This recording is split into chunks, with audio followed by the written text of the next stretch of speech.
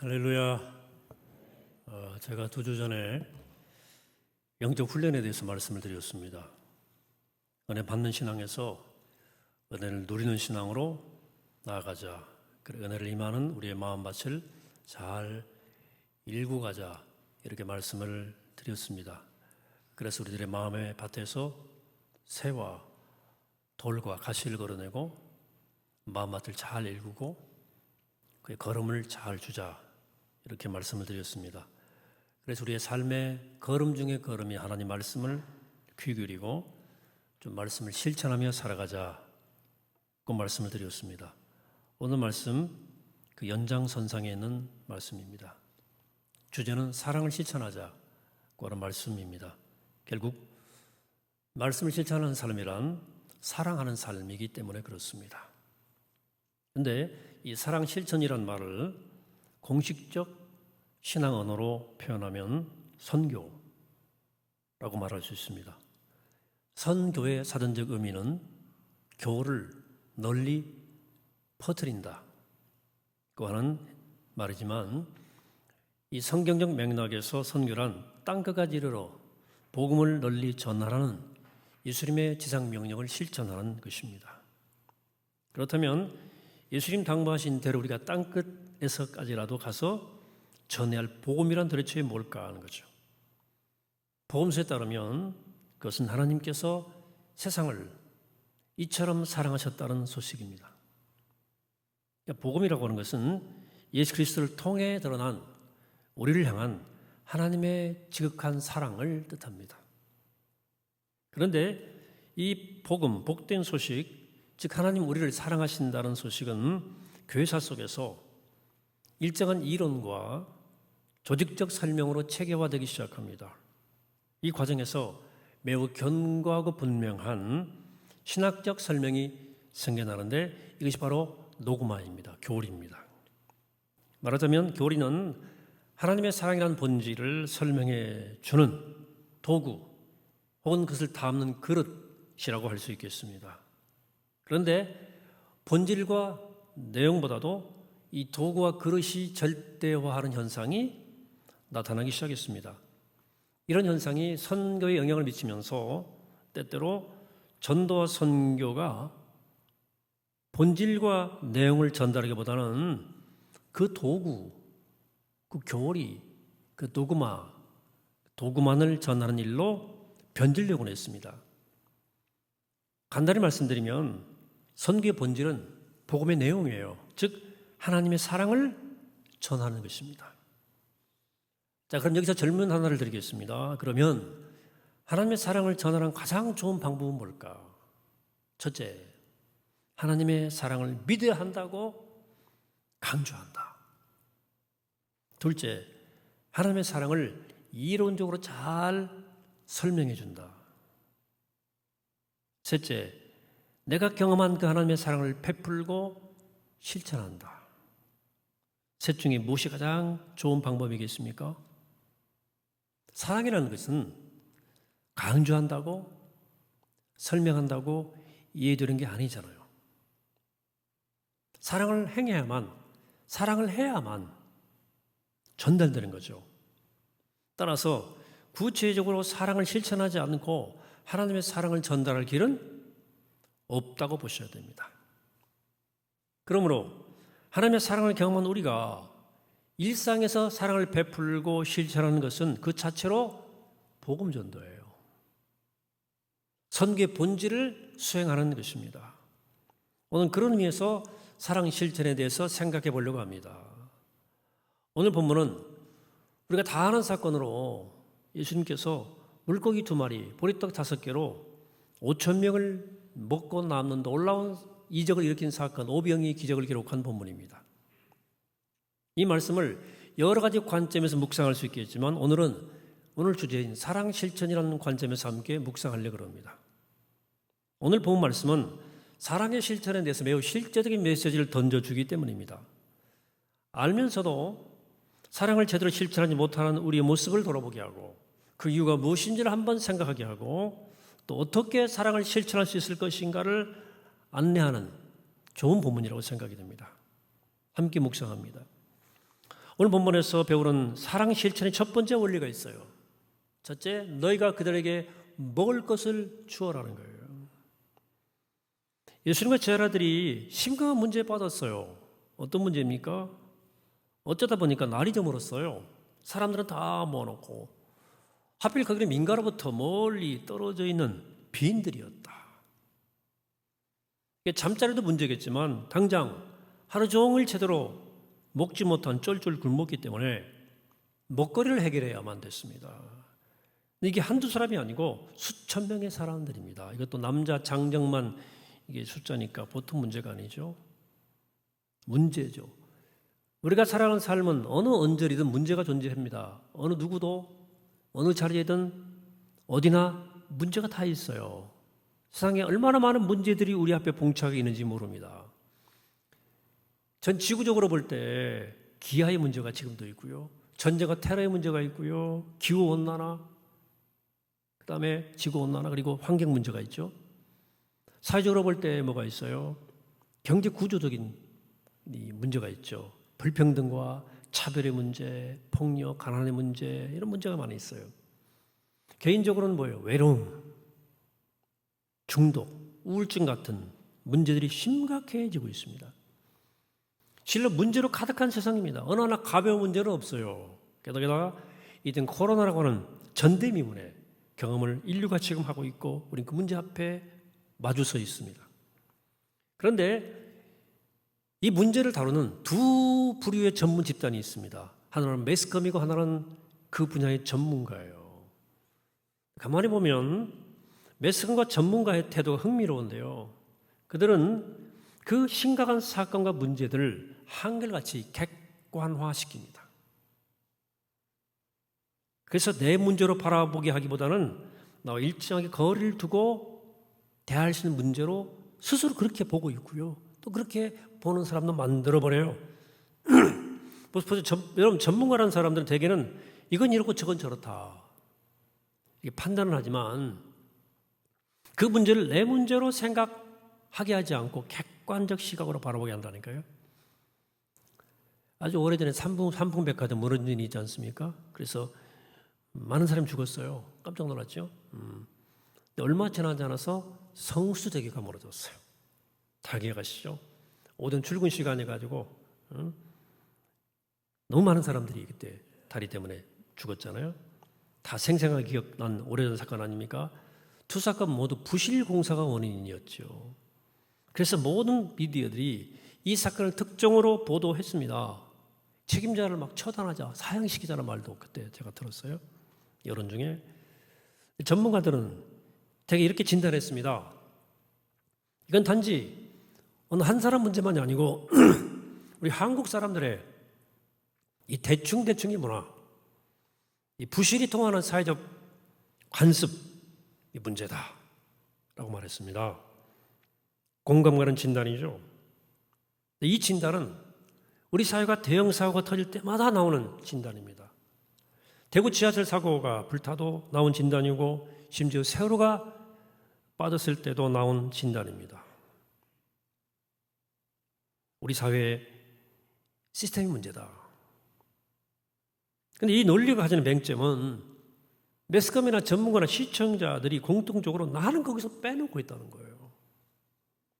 그래서 안타까워하고 화는 되지만 그 일을 내가 나서서 해결하려고 하는 행동은 별로 하지 않았다는 거죠. 그냥 이제 심각하다. 이게 나라냐? 라고 생각하고 바라본다는 거예요. 제자들이 이 문제를 가지고 예수님께 왔습니다. 주님 큰일 났습니다. 날이 저물어 가는 여기는 빈들인데 잠자리도 구해야 되고 먹을 것도 해결해야 되고 게다가 수천 명이나 됩니다. 보통 문제가 아닙니다. 예수님. 마치 제자들은 뉴스 기자나 전문 논평가처럼 그들 문제를 진단하고 있어요. 예수님이 뭐라고 말씀하십니까? 자신들이 해결할 일이 아니라고 하는 듯이 자기들은 쏙 빼놓고 문제만 진단하는 제자들에게 말씀하십니다. 너희가 그들에게 먹을 걸 주어라. 무슨 뜻입니까? 이 문제로부터 너를 분리시키지 말아라는 거예요. 우리가 사랑을 실천하지 못하는 가장 큰 이유는 그 문제 상황으로부터 우리 자신을 분리시켜요. 그 심각한 문제를 객관화시켜서 해결할 사람은 따로 있다고 생각해요. 그렇죠. 뭐 전쟁과 테러가 나하고 무슨 상관이 있습니까? 없을 수 있죠. 가난한 나라의 아이들이 굶주리는 문제가 지구 온난화의 문제가 나와 무슨 관계가 있냐고요. 백화점 무너지고 다리 무너지고 배가 침몰하는 것이 나와 직접적 상관이 없을 수도 있죠. 그러나 깊이 생각해 보면 이 세상의 모든 문제들은 우리 각자 한 사람의 문제로부터 시작된다는 것을 기억해야 됩니다. 이게 바로 윤리적 상상력이에요. 전쟁과 테러는 한 인간이 누군가를 미워하는 아주 작은 사건으로부터 시작된 거예요. 아이들이 굶주림은 표류 이상으로 소비하는 우리들의 삶이 연쇄작용을 일으켜서 일으킨 사건이에요. 지구온난화는 이 생태계 자연을 그냥 경제의 개념으로만 바라보는 우리 한 사람의 무심한 태도로부터 시작된 거 아닙니까? 그래서 여기 코로나19까지 온 거예요. 물론 거기에는 계속 탐욕과 경쟁을 부추기는 이 거대한 사회 구조의 문제가 있어요. 구조적 문제가 있죠. 그러나 나 자신의 책임을 거기서 빼가지고는 절대 그런 데 해결점은 없습니다.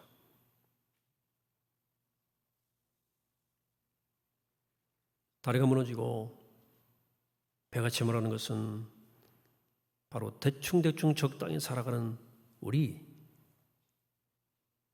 또 나 자신의 그 부실한 습관으로부터 시작되는 거예요.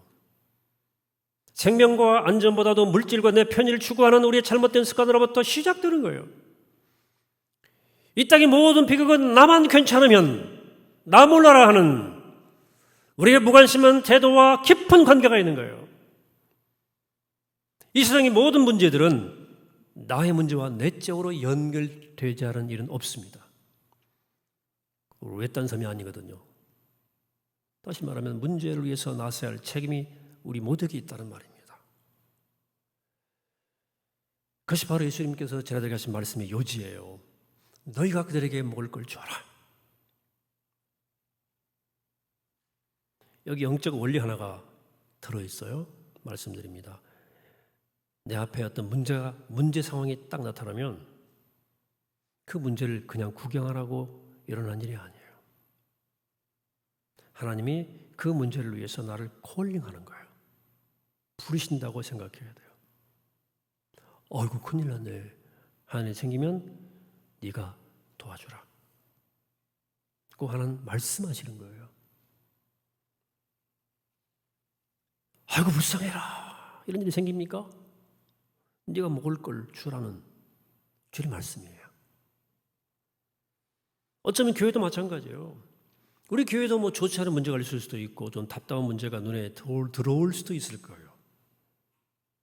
네. 특히 교회를 오래 할수록 더 잘 들어와요. 그러나 그것은 비난하라고 여러분 눈에 보여주신 것이 아닙니다. 네가 그 문제를 위해서 헌신하고 나서라고 보여주는 거예요. 불만족스러운 것이 눈에 보이면 주님이 그 일로 나를 부르시고 있는 거예요. 부족한 일이 유난히 내 눈에 뜨이면 부담이 되면 그게 여러분들의 소명이에요. 콜링이에요. 부르심이에요. 그래서 사랑 실천의 첫 번째 원칙은 너희가 먹을 것을 주어라. 꼭 기억하세요. 오늘 본문에서 배우는 사랑 실천의 두 번째 원리. 내가 지금 가진 것으로예요. 자, 너희가 그들에게 먹을 것을 주어라고 말씀하셨을 때 제자들은 이렇게 반응했습니다. 우리에게 떡 5개와 물고기 2마리밖에 없습니다. 변명이 아닙니다. 현실적인 대답이었어요. 실제였습니다. 아무리 조금씩 나눠 먹는다 해도 수천 명의 사람을 먹일 수는 없는 거죠. 바로 이 점에 문제가 있어요. 일리가 있는 합당한 이유. 이건 우리가 사랑을 실천하려고 할 때마다 어김없이 나타난 우리의 발목을 잡는 이유입니다. 가진 게 없습니다. 내가 지금 직장도 나 다녀야 되고 애들도 아직 어리고 나중에 좀 더 여가 생기면 애들 좀 크면 은퇴하고 나면 뭐 이런 거. 우리가 당장 사랑을 실천하지 못하는 이유는 언제나 합리적입니다. 불합리하지 않아요. 그러나 사랑을 실천하지 못하게 된 그럴듯한 이유들은 평생 동안 따라다닌다는 사실을 기억하세요. 평생 이유가 있습니다. 핑계 없는 무덤도 없고요. 그래서 사랑 실천의 두 번째 원칙은 내가 지금 가진 것으로예요. 사랑은 미래란 시제를 알지 못합니다. 사랑은 지금 하는 거예요. 사랑은 지금 하고 지금 가지고 있는 것을 나누는 것이지 나중에 넉넉해지면 하는 것은 아닙니다. 그러므로 나눌 것이 없는 사람은 없고 나누지 못한 만큼 적게 가진 사람도 없다는 얘기예요. 아무리 없어도 콩 한 조각 나눌 수 있다. 우리 교회가 코로나19 상황에서 제법 잘한 일 가운데 하나는 재난지원금 11조를 들여서 이주민과 이웃과 나눈 일이에요. 대부분 참여해 주셨고요. 감사합니다. 소중하게 잘 나눌 수 있었어요. 근데 우리 교회가 뭐 전체 이주민을 다 도울 수는 없잖아요. 지역사회도 이주민센터가 있고 저희 교단 안에서 이주민 선교하는 단체만 시설만 19군데예요. 그러니까 다 챙길 수가 없죠. 근데 우리 교회 재난지원금 운동을 제가 SNS에 제 SNS에게 올렸더니 여러 교회가 동참을 했어요. 저도 다. 그래서 제법 풍성한 나눔이 됐어요. 이렇게 예배를 유튜브로 보는 다교우께서 참 교회가 좋은 일 한다. 그래서 저희 교회로 마스크 2,200장 보내주셔서 또 잘 나누었어요. 제가 섬기는 비전 아시아 미션, 우리 교회도 후원하는, 그래서 지금 인도, 네팔, 미얀마에서 계속 무료급식을 몇 달치 하고 있습니다. 우리 교회도 도왔고요. 여러 교회 여러분들이 그 어느 때보다도 더 적극적으로 일을 돕는 거예요. 제가 감동받고 있어요. 모두가 어려운 시절이고 가진 것이 별로 없지만 우리가 지금 가진 것으로 얼마든 나눌 수 있다. 제가 언젠가 탤런트 차인표 씨의 멘토 한 분을 소개해드렸죠. 오래된 일인데 김정아 목사님. 이분이 교회가 작은 교회인데도 어려운데도 틈만 나면 구두닦기를 해가지고 불안한 어린이를 도왔지 않습니까? 근데 그 목사님이 루게릭병이라고 하는 몸이 점점 마비도 오는 병에 걸려가지고 더 이상 구두를 못 닦기로 했어요. 그래서 이번에 사모님이 닦고 계속 모아서 어려운 어린이를 돕고 목사님 상태가 더 나빠져가지고 말도 잘 안 되고 거의 몸이 거동이 힘들어지니까 그림자 간호가 필요하니까 사모님도 구두를 더 이상 못 닦고 이번에는 구두 닦는 고객들이 소문을 듣고 자기들이 직접 아이들을 후원하기 시작하는 일이 일어나기 시작했죠. 오병이어의 기적이에요. 그분은 많은 걸 가진 분이 아니에요. 상가교회고요. 루게릭병 환자예요. 나눌 것이 있어서 사랑 실천한 게 아니에요. 구두 닦는 일, 이게 마치 소년의 오병이어처럼 그렇게 초라한 것이지만 그것 가지고 사랑의 나눔을 실천했더니 마치 5,000명이 먹고도 남는 기적 같은 사랑의 파국이 생겨나게 되는 거예요. 제자들은 보리떡 5개와 물고기 2마리 밖에 라고 말하면서 나눌 만한 것이 없다고 생각했지만 예수님은 떡 5개와 물고기 2마리로 즉시 나눔을 시작하셨습니다. 그리고 기적이 일어났어요. 여러분, 사랑은 초라할지라도 지금 가진 것으로 시작하는 겁니다. 사랑 실천의 두 번째 원칙이 뭐냐? 초라해도 지금 내가 가진 것으로. 꼭 기억하시기 바랍니다. 세 번째 사랑 실천의 원리가 있습니다. 본문에서 하늘을 우러러보며요. 이게 제일 중요해요. 예수님께서 사람들을 모두 앉게 하신 후에 보리떡 5개, 물고기 2마리를 손에 들고 하늘을 우러보시면서 축사를 하셨어요. 축복 기도죠. 이 기도는 단순한 식사 기도가 아닙니다.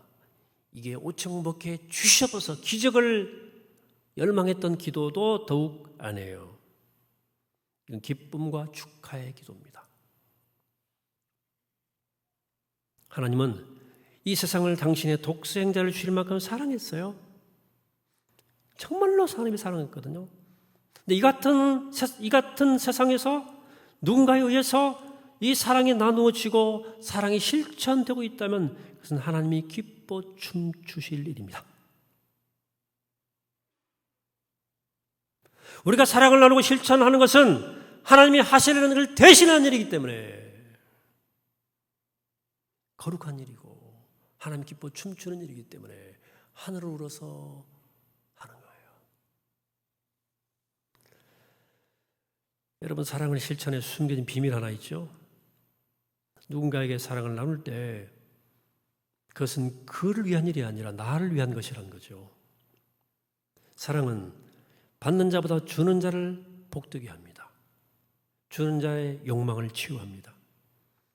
궁금하세요? 해보세요. 왜 이런 일이 일어나느냐? 진심으로 사랑을 나누고 실천하는 순간 우리 이 땅에서 하나님의 사랑을 대신하기 때문에, 하나님의 대리자로 살기 때문에 우리 영혼이 하나님으로 채워지는 거예요. 가득히 채워지는 거예요. 단기 선교나 우리 농촌 봉사 경험 있는 분들은 아시겠지만 우리가 외적으로는 그들에게 뭔가를 나눠주고 오죠. 겉으로. 그러나 내적으로는 표현할 수 없는 감동, 은혜를 오히려 선물로 받고 오잖아요. 단위원이들이 이곳통성을 하는 고백이에요. 그러니 우리가 사랑을 나눌 때마다 하늘을 우러봐야 하지 않겠습니까? 기쁨과 축하의 기도를 드린 거예요. 하나님께 감사하지 않겠습니까? 그럼 제가 하나님의 일을 합니다. 이 막되게 못한 제가 하나님 당신의 모습으로 갑니다. 그래서 사랑 실천의 세 번째 원칙은 사랑을 하늘로 우러보며 하는 거예요. 여러분, 사랑은 본질적으로 하나님께 속한 거예요. 내 안에 없어요. 내가 사랑을 베풀지라도 그것은 하나님에게서 온 거예요. 진짜 사랑은. 따라서 사랑을 베풀 때 우리는 자랑하지 말아야 돼요. 하나님이 주신 것을 우리는 나눌 뿐이기 때문에.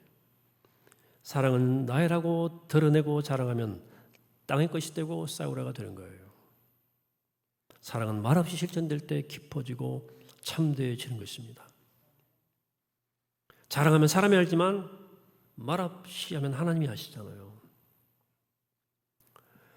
그러므로 사랑을 나누고 실천할 때 꼭 하늘을 먼저 우러보시기 바랍니다. 하늘을 우러보세요. 뭐가 보여요? 하나님이 기뻐 춤추시잖아요. 땅만 보면 그게 안 보여요. 하나님이 얼마나 기뻐하시는지. 하나님만 아시는 그 깊고 참된 말 없는 사랑의 실천이 우리 성복교가 펼쳐가는 사랑의 색깔이었으면 좋겠습니다. 말씀을 정리합니다. 이 주간에 우리가 함께 할 말씀 실천의 과제를 드립니다. 같이 읽죠? 시작. 하나님의 아무도 모르게 말 없는 사랑 한 가지씩 베풀기입니다. 이 숙제예요. 숙제라면 성적 안 나옵니다. 예. 정말 아무것도 아니에요. 그러니까 내가 말없이 사랑을 베풀 때 하나님 얼마나 기뻐하실까를 상상하세요. 하나님 얼마나 기뻐하실까.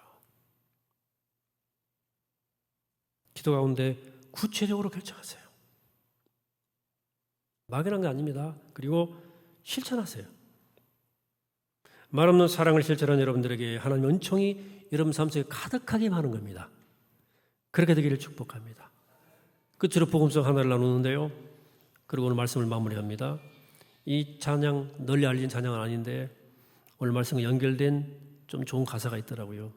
함께 묵상하며 가사 보고 음원만 제가 들려드립니다. 잠깐 듣습니다.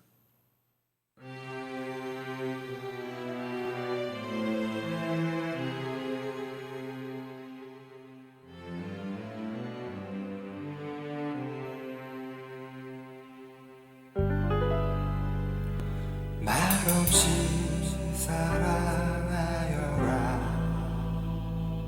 사랑이 깊고 참되도록 말 말없이 사랑하여 드러나지 않게 아무도 모르게 눈에 보이지 않게 그리고 침묵하여 사랑이 다스리도록 말없이 사랑하여라 망상할 때라도 슬플 때 초조할 때 오해를 받을 때 마음 깊이 스며드는 괴로움을 인내로 바치고 말없이 사랑하여라 사랑이 다스리도록 1절만 했습니다. 후렴은 가사는 똑같아요. 전체 원하시는 분들은 사무실 얻으시면 가시면 됩니다. 여러분 사랑이 다스리도록 말없이 사랑하시기를 축원합니다. 그리고 다시 한번 오늘 본문에서 배우는 사랑 실천 원리 세 가지를 정리합니다. 첫째, 너희가 그들에게 먹을 걸 주어라. 둘째, 내가 지금 가진 것으로 하라. 세 번째, 하늘을 우러러보며 하라. 이 말씀을 따라 사랑을 실천하는 우리 모두가 되기를 이 아침에 주의 이름으로 간절히 축원합니다. 기도하시겠습니다. 걸어가시고 자비로우신 아버지 하나님, 오늘 주님 사랑을 아는 저희들, 그 사랑을 경험한 우리들, 그 사랑을 실천함으로 전도하게 하시고 선교하게 하시고 하나님 나라를 이루어가게 하여 주옵소서. 우리가 먹을 것을 주게 하시고 내가 지금 가진 것으로 하늘 우러러보며 하나님 말씀 의지해서 그렇게 살아 우리의 삶이 우리의 걸음걸음이 하나님의 나라를 완성하는 복된 걸음 되게 하여 주옵소서. 감사드리옵고 예수님의 이름으로 기도하옵나이다. 아멘.